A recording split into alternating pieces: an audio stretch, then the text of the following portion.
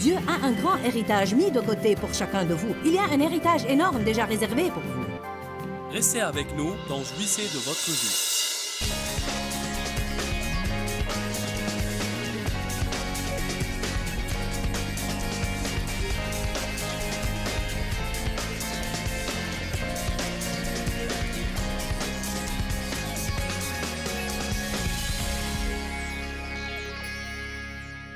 Je veux que vous partiez d'ici avec une détente à l'intérieur de vous, sachant que je ne sais pas tout ce que je devrais endurer pour arriver là où je dois être, mais j'ai décidé d'aller jusqu'au bout. Je ne vais pas me soucier à ce propos. Je vais apprendre à jouir de là où je suis dans mon cheminement vers là où je vais. Ne soyez pas une personne qui ne jouit que du résultat final. Jouissez du milieu aussi.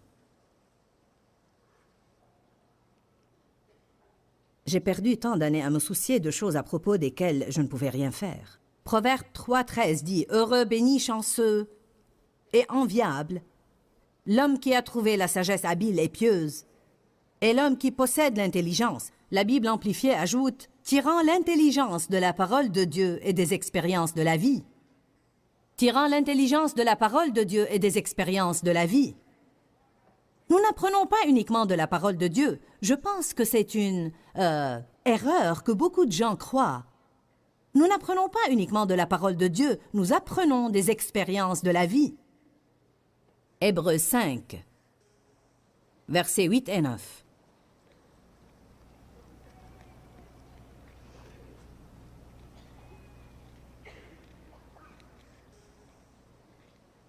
Mon père était un mécanicien de camion quand j'étais adolescente. Il était dans le syndicat. Je me rappelle qu'il parlait de différents mécaniciens. Il disait, parfois, cette personne est un apprenti ou cette personne est un compagnon mécanicien. Si vous êtes un compagnon mécanicien, cela veut dire que vous avez de l'expérience. Dieu a ramené ça à ma mémoire à un moment de ma vie où je passais par des moments difficiles. Il a dit, « Joyce, tu n'es pas un compagnon avant que tu ne fasses le parcours. » Nous commençons tous comme apprentis, et un apprenti a un salaire moindre, des avantages moindres. Il a à faire des tas de travaux pas si agréables. Tous les travaux graisseux et sales que peut-être personne ne veut faire seront donnés à l'apprenti. Le compagnon qui a été là pour longtemps prend les travaux qui sont les meilleurs du lot. Vous pouvez vraiment appliquer ça sur les principes du royaume, car Dieu a un grand héritage mis de côté pour chacun de vous. Il y a un héritage énorme déjà réservé pour vous. Vous ne l'aurez pas dans votre compte pour en dépenser avant que vous ne soyez plus des apprentis et que vous deveniez des compagnons, c'est-à-dire que vous ayez fait le parcours.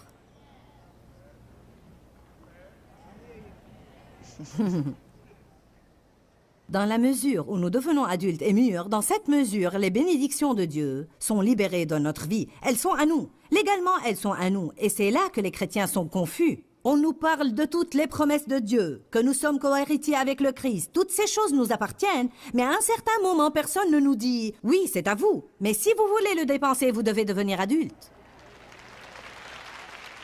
Pour moi, c'était la partie qui manquait pour des années et des années. J'étais si confuse. Je pensais, si seulement j'avais assez de foi, quel mal y a-t-il à ma foi? Peut-être que je n'en ai pas assez. Peut-être que je ne réprime pas assez les démons. C'est le diable qui m'empêche d'être béni.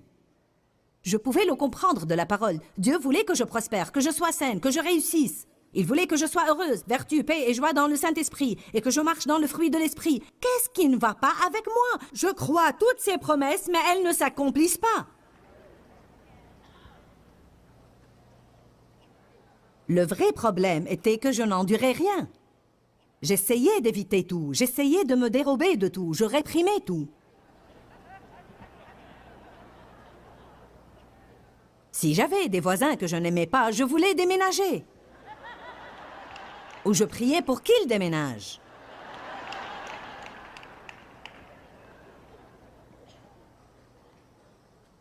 S'il y avait un type de personnalité qui était mis dans ma vie et que je n'aimais pas, je l'évitais et j'essayais de m'en éloigner. Il y avait des sortes de personnes que Dieu voulait que j'apprenne à traiter avec. Si vous allez être dans un ministère, vous allez traiter avec toutes sortes de personnes. La sagesse vient non seulement de la parole de Dieu, mais aussi des expériences de la vie. Hébreux 5, 8, 9. Nous voyons que même Jésus devait acquérir de l'expérience. La Bible amplifiée dit « Bien qu'il fût fils, il a appris l'obéissance active par les choses qu'il a souffertes. » En d'autres termes, il ne suffit pas de dire oui. Nous savons que Jésus n'était jamais désobéissant. Mais il a appris le coût d'être obéissant à travers les choses qu'il a endurées. Le verset continue. Son expérience accomplie, l'ayant parfaitement équipé, il est devenu l'auteur et la source d'un salut éternel pour tous ceux qui l'écoutent et lui obéissent. Il a été préparé en endurant des choses. Et comme il obéissait Dieu dans chacune de ces choses difficiles qu'il a endurées, il a acquis l'expérience dont il avait besoin pour guider les autres de l'obscurité à la lumière.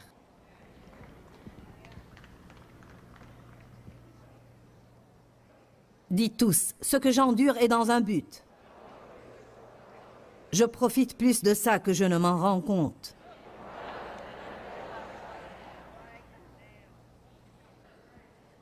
Je vous le dis, j'ai de l'expérience.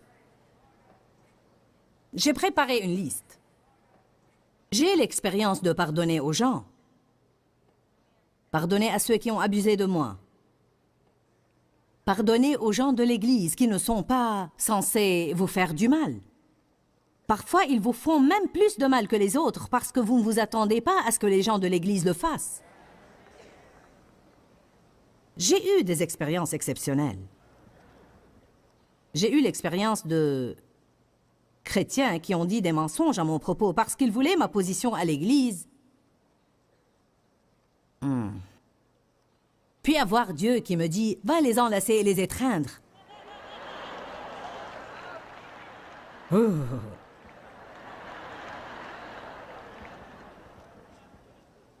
J'ai eu l'expérience d'avoir un mari, pas celui que j'ai maintenant, Dieu merci. J'avais un mari qui courait après les femmes et ne travaillait pas, et qui volait mes possessions. Je me suis réveillée une nuit pendant qu'il essayait de m'enlever l'alliance de mon doigt afin de la gager.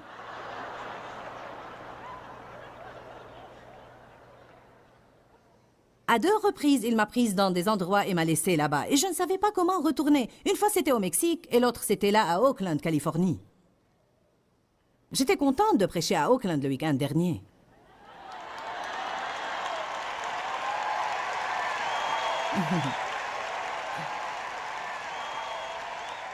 J'ai dit, eh bien, j'y suis revenue dans une autre position maintenant.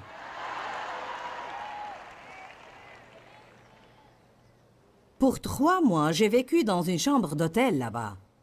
Je faisais la navette à pied de l'hôtel au travail. Je n'avais pas d'amis et presque pas d'argent. Je m'arrêtais à une pâtisserie, acheter des donuts et une petite génoise, puis j'allais m'asseoir dans ma chambre la nuit pour rédiger des poèmes tristes et manger mes donuts. Je pensais que la vie ne valait pas la peine d'être vécue. Je ne savais pas ce que j'allais faire d'un jour à l'autre. J'étais abandonnée là-bas. Je n'avais pas d'argent. Je devais me faire rembourser les bouteilles de soda pour avoir assez d'argent pour faire un appel téléphonique quelque part pour essayer de trouver quelqu'un qui se souciait assez de moi pour m'envoyer de l'argent pour retourner au pays dans un bus. Je ne pouvais presque rien ramener avec moi. Je devais laisser ce petit peu que j'avais là-bas. Je vous le dis, si vous faites les choses comme Dieu le veut, Dieu va vous récompenser et vous compenser pour tout ce que vous avez enduré.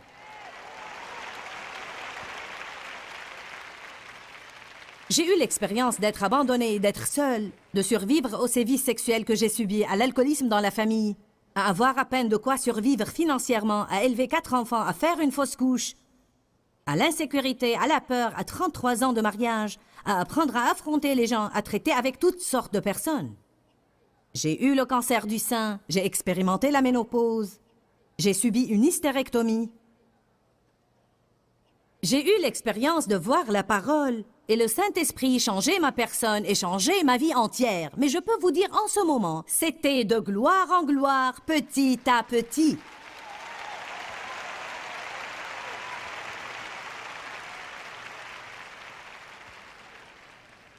Allez à Deutéronome 7, 22.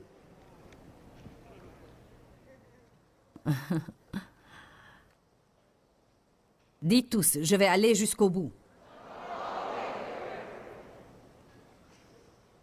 Peut-être certains devraient mettre une pancarte dans leur maison, une grande banderole qui dit « Je vais aller jusqu'au bout ».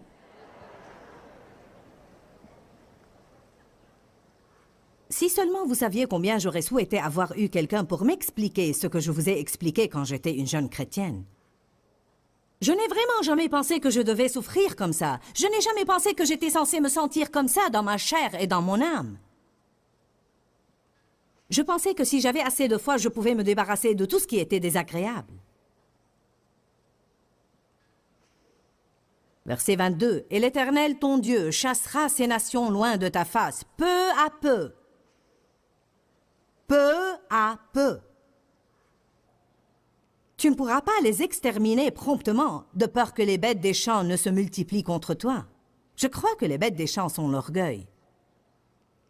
Je crois que si nous avions tout en ce moment, nous serions si remplis de nous-mêmes et si pleins d'orgueil que nous ne serions pas capables de servir quelqu'un d'autre. Car s'il n'a pas sa percée aussi vite que nous, alors, eh bien, quel est ton problème? Quand il vous faut un moment pour avoir des percées, vous avez tendance à être plus patient avec les gens qui n'ont pas leur percée immédiatement. Dans la plupart des cas où nous avons des miracles souverains et où nous sommes immédiatement délivrés des choses, il est presque impossible pour nous d'avoir la patience avec les gens à qui il faut 3 ans pour être délivrés de ce dont nous avons été délivrés immédiatement. Je vous donne beaucoup de bons conseils aujourd'hui. Moïse a eu 40 ans d'expérience dans un coin perdu quelque part. Joseph a eu beaucoup d'années d'expérience entre le puits et le palais. Pourquoi? Pourquoi ont-ils dû passer par là? Premièrement, Joseph ne devait pas vraiment raconter ses rêves à ses frères. Avec un peu de sagesse, il aurait pu se rendre compte de quoi ça allait avoir l'air. « Oh oui, j'ai eu ce rêve et je vous ai vus tous vous prosterner devant moi. »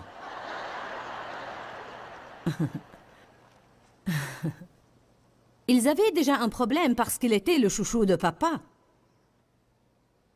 Papa lui donnait toujours quelque chose de spécial. Cela vraiment ne voulait pas dire que papa n'aimait pas ses autres garçons aussi. Parfois, il y a quelque chose de spécial dans un de vos enfants. Vous aimez tous vos enfants pareillement.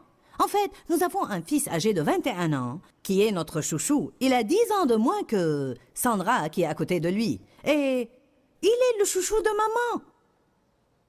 Il mesure 1,95 m et il me porte, mais il est toujours mon bébé.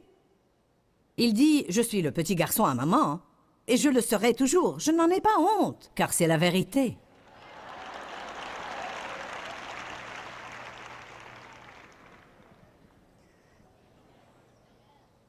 Non, Joseph voulait le raconter. Parfois, notre problème, c'est que nous ne savons pas quand il faut parler et quand il faut se taire.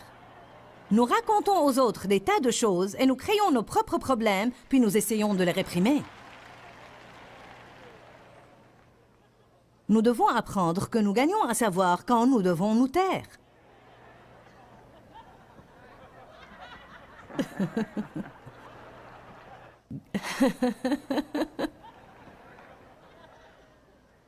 Gloire à Dieu. Allez à Exode 2. Mon Dieu. Moïse a pressenti l'appel de Dieu sur sa vie, mais il a devancé Dieu. Il n'est pas resté sous la main puissante. Il a devancé la main puissante. Moïse a été sauvé quand d'autres enfants ont été tués. Moïse a été sauvé et il a fini par être élevé par la fille du pharaon qui l'avait retiré de l'eau. Mais il a pressenti un appel sur sa vie. Il a ressenti de la compassion envers ces Israélites qui étaient tellement persécutés. Il savait d'une certaine source qu'ils étaient ses frères. Un jour après que Moïse ait grandi, il se rendit vers ses frères et devint témoin de leurs pénibles travaux. Il vit un Égyptien qui frappait un Hébreu d'entre ses frères. Il regarda de côté et d'autre, et voyant qu'il n'y avait personne, il tua l'Égyptien et le cacha dans le sable.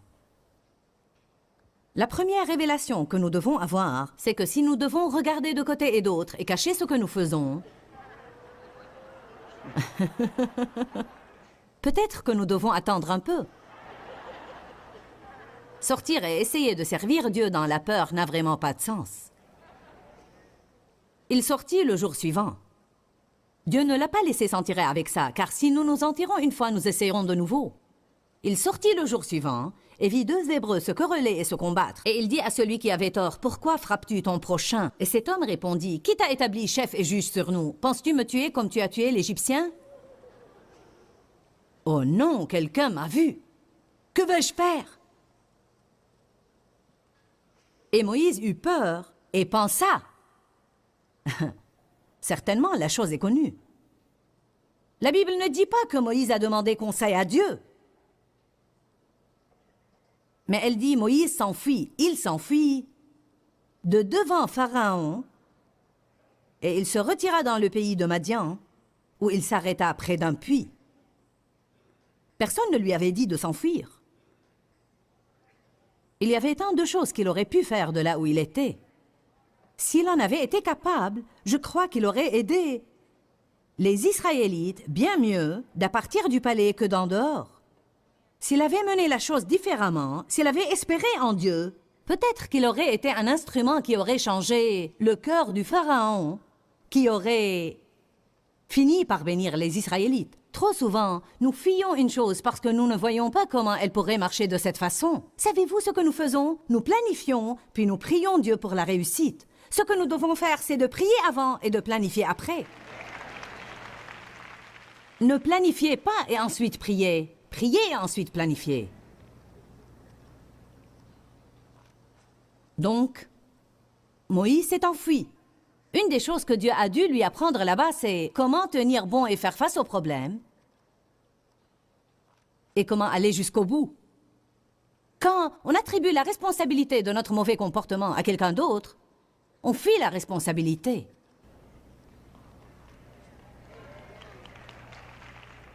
Si tu n'avais pas fait ça, je n'aurais pas fait ça. Si je n'avais pas été abusé, je n'aurais pas agi comme ça. Si je ne travaillais pas si dur tout le temps, je ne serais pas si grognon. Si j'avais plus d'argent, je serais plus heureux. Si je n'avais pas mal au dos. Tu ne sais pas ce que c'est que d'avoir mal tout le temps. Je n'y peux rien si j'agis de la sorte. Toutes ces différentes choses font vraiment pression sur nous. Il n'y a vraiment aucun doute là-dessus. La pression financière est une pression difficile. Être malade est une pression. Être marié à quelqu'un qui ne répond pas à vos besoins est une pression. Je vais vous dire une chose. Là où que nous soyons, Dieu va nous donner la grâce d'y être. Quand Dieu nous donne la grâce d'être quelque part, il nous met à même d'avoir une bonne attitude pendant que nous y sommes. Dieu ne nous aurait pas dit d'avoir une bonne attitude dans chaque circonstance s'il n'était pas possible de le faire. Je suis contente que quelques-uns apprécient ça aujourd'hui.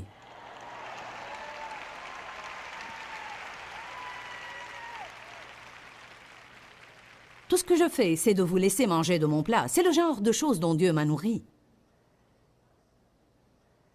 Ne fuyez pas la responsabilité. Prenez la responsabilité de vos actions. Travaillez la chose avec Dieu. Affrontez les choses avec les gens. Dites, j'ai mal agi et je suis désolé. Je n'ai aucun prétexte pour ça. Nous offrons toujours des prétextes. Nous offrons toujours des prétextes. Chaque fois que nous offrons un prétexte, nous nous dérobons. C'est une autre façon de s'enfuir. La vérité de quelqu'un d'autre ne va pas vous libérer, mais votre vérité va vous libérer. Genèse 16. Voilà quelques personnes qui ont fait des gaffes. Beaucoup de ces héros que nous admirons ont fait quelques gaffes avant d'arriver au statut de héros. Certains font quelques grandes gaffes dans leur vie en ce moment, mais vous pouvez toujours aspirer au statut de héros. Amen. Lisons le verset 1 parce que c'est trop bon pour le laisser passer. Maintenant, Sarai, femme d'Abraham, ne lui avait point donné d'enfant, bien que Dieu lui ait dit qu'elle allait en avoir. Elle avait une servante égyptienne nommée Agar, et Sarai dit à Abraham, « Voici, l'Éternel m'a empêché d'avoir des enfants, alors je te demande de venir vers ma servante. » Dites tous, idiote, idiote.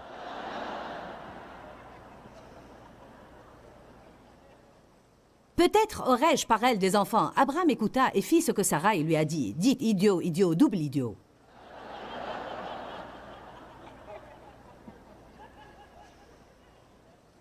Étant Étant une femme, je déteste le dire, mais messieurs, parfois c'est idiot d'écouter vos femmes. Maintenant, ne me lapidez pas, mesdames, car vous savez, parfois c'est la vérité. Nous sommes émotionnels à l'égard des choses et nous devons parfois compter sur la logique de l'homme. Mais parfois, ils sont secs et ennuyeux avec leur logique et ils ont besoin d'avoir un peu d'émotion.